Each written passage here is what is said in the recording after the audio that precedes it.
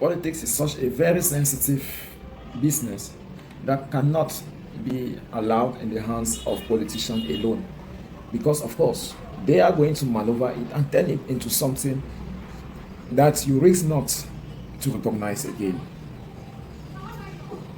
That is how, in Nigeria today, we are having Tinubu becoming the natural successor of Muhammad Buhari after 72 successive terms of office, and Tinubu, who is commonly known as the kingmaker, said it was his time. He knew, come rain, come sun, he's going to make it, and not even the noise on social media coming from propaganda here and there, sometimes from people who do not even own voter cards or who will do the least sacrifice to protect their votes. That is the new reality of democracy. Now, democracy has been abandoned in the hand of the incumbents, of the ruling party. They have the means, the resources, but the right education. And young people, the newly acquired rich, the celebrity, those who live double life fake on social media and in real life, preaching good and doing the vices, they are the ones today that are taken aback by the reality. In a state interview from a few Nigeria living in Cameroon with the CRTV, most of those who took onto the mic said they were disappointed with the results. My personal discussion with some few Nigerian friends, they said again, they were disappointed. First, the casting of this purported disappointed person, they are all Christian and possibly Igbos. So the only thing they see in the election is that Tinubu is an old man. Secondly, Tinubu is a Muslim, and that Buhari was a Muslim, yet Nigeria is a Christian country. But very few are asking themselves, what has Buhari done positively? What can Tinubu do with his experience? Before we continue, I want to invite you to listen to the profile of the new Nigerian president, and let's meet behind.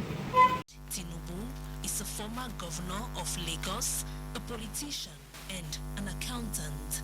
Born in 1952 in Lagos, Nigeria, Bola Tinubu did his primary and secondary education in Nigeria and proceeded to the Chicago State University, where he obtained a degree in accounting.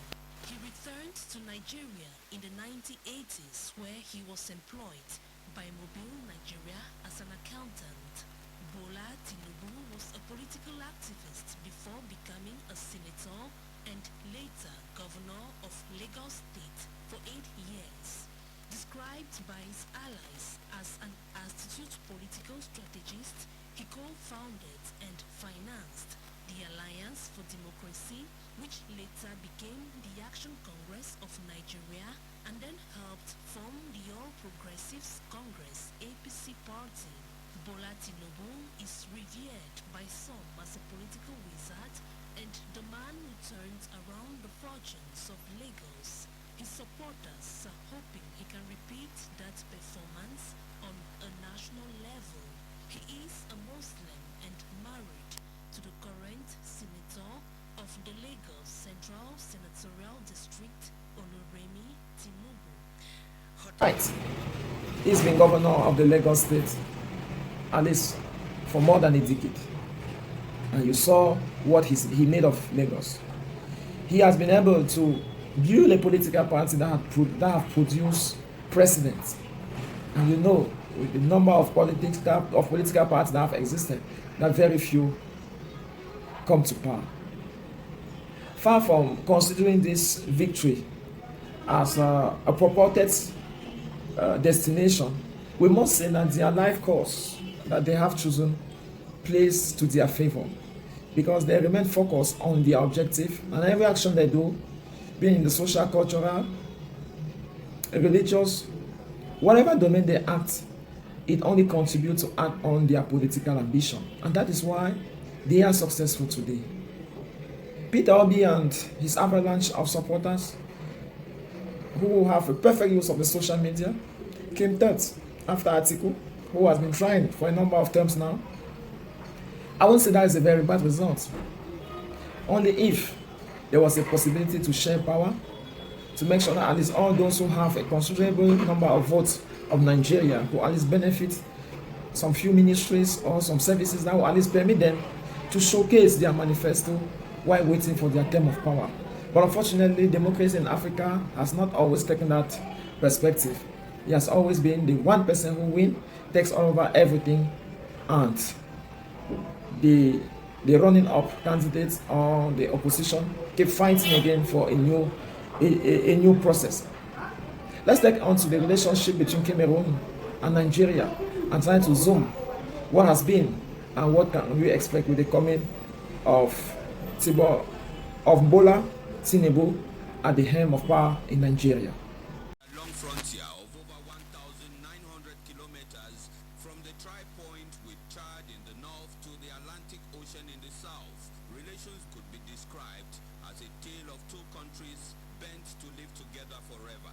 It is estimated that over 4 million Cameroonians live in Nigeria and an estimated 6 million Nigerians live in Cameroon, with trade relations which are profitable to both countries.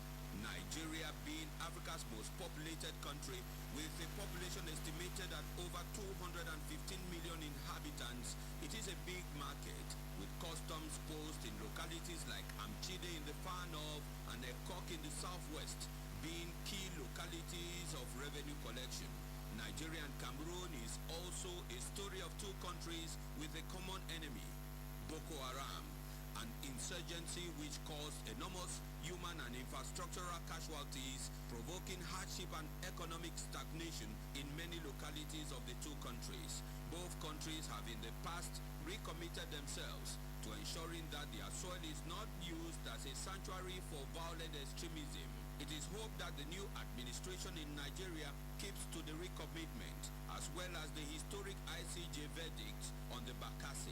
Recommitments which are all too crucial to ensure that the peoples of Cameroon and Nigeria live together in harmony.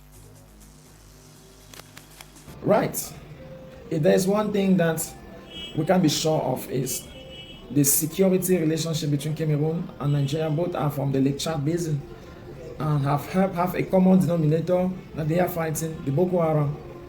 It is sure and certain that the struggle is going to continue. As for the trade, the economic, the political and other aspect of the relationship, few can be said, given that Bola Tinubu is an entire and more experienced political leader who understands the power of listening to others and giving people chances when he thinks they are better off. And so he will be ready to share any strategy if at the helm of his age and experience in managing public affairs he thinks is going to better the interests of Nigeria. Some few weeks behind we were talking about an attack on Bakassi. I hope with his coming we are going to see an end to that infiltration and respect the 2008 deal signed between Nigeria and Cameroon conceding the land of Bakassi to Cameroon. I think that's the much we could say for this edition. To be Mayor Sire, for geopolitical regards, share with us your thoughts of Bola Tinubu becoming the successor of Mohamed Buhari. Both are aged and Nigeria are still dreaming to have a young person at the helm of power. Until we meet again, take care of yourself. Whatever happens, keep a smiling face. Ciao. Bye-bye.